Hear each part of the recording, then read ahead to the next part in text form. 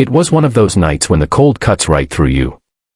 The sky was heavy with snow, and the wind howled through empty streets. A woman walked slowly along the quiet road, holding two little girls close to her chest. Her name was Sarah Miller, a mother doing everything she could to keep her children safe. Her coat was dusted with snow, her hair blown loose by the wind. She held her 8-year-old daughter Lily on one side, and her 6-year-old, Grace, in the other arm. Both girls shivered, their faces red from the freezing air. Sarah's voice cracked as she whispered, "It's going to be okay, my loves. Mommy will find us a place." Hi everyone, welcome back to Kindness Action, the channel where real stories remind us that compassion still exists in this world. Before we continue this touching story, please like, subscribe, and share your thoughts in the comments below. Every time you do, you help us spread kindness a little farther. Sarah had never imagined her life would come to this.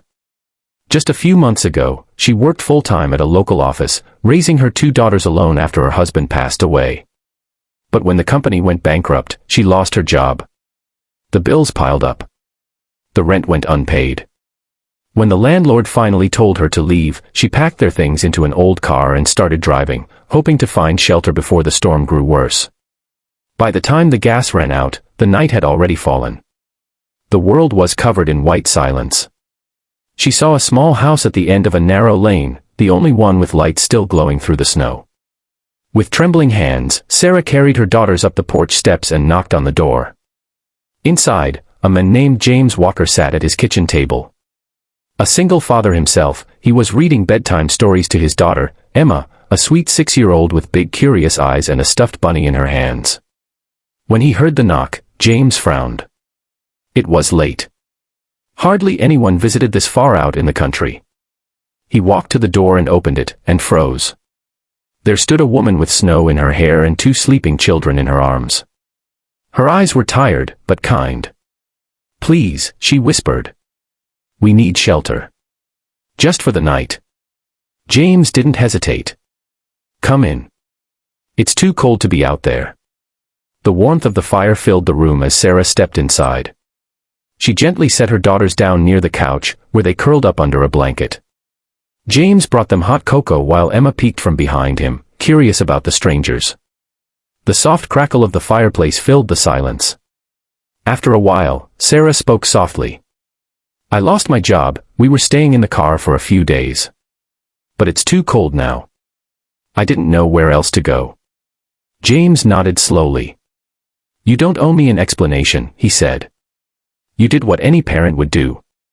That night, Sarah and her daughters slept by the fire, wrapped in warmth and safety for the first time in weeks. James stayed up for a while, watching the snow fall outside, thinking about how life had tested him too, losing his wife in an accident, raising Emma alone, learning how to start over. When he looked at the mother and her girls sleeping peacefully, something in him softened. He knew exactly what it felt like to have no one to turn to, and he silently promised himself he'd help them get back on their feet. The next morning, sunlight streamed through the window. The smell of coffee filled the kitchen. Sarah sat at the table while James made breakfast, flipping pancakes with a faint smile. "You don't have to do this," she said quietly. He shook his head. "You'd do the same if it were me." The girls, Lily, Grace, and Emma, giggled together on the floor, playing with Emma's stuffed bunny. For a moment, it felt like a real family. Over the next few days, James helped Sarah call around town, searching for job openings and a safe place to stay. He even offered her a small part-time job helping with his local repair business, answering calls, organizing tools, keeping things running. Sarah couldn't believe someone she'd just met would do all that for her. When she asked why, James smiled gently and said, "Because someone once helped me when I had nothing left. I'm just returning the favor." Weeks passed, and the house that once felt empty became alive with laughter again. Sarah's daughters played outside with Emma every afternoon. Sarah and James often talked by the fire, sharing stories about loss, struggle, and faith. Slowly, 2 broken families began to heal together. One evening, as the sun dipped low, Sarah looked out the window and whispered, "Sometimes I think that knock on your door wasn't an accident." James looked at her and smiled. Maybe it was kindness doing what it always does, showing up when we need it most. Months later, Sarah found a steady job and rented a small house nearby. But she and her girls still visited James and Emma every weekend. They shared dinners, laughter, and memories, now bound not by blood, but by kindness. In a world that often feels cold and distant, warmth still lives in small moments like these. A mother carrying her children through the snow. A man opening his door without hesitation. Two families discovering that compassion can rebuild what life has broken.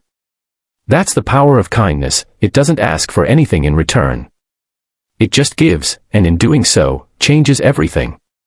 If this story touched your heart, share it with someone who needs hope today. And remember to subscribe to Kindness Action for more stories that remind us that love, courage, and humanity still exist. Because one small act of kindness might just be the light someone else is praying for.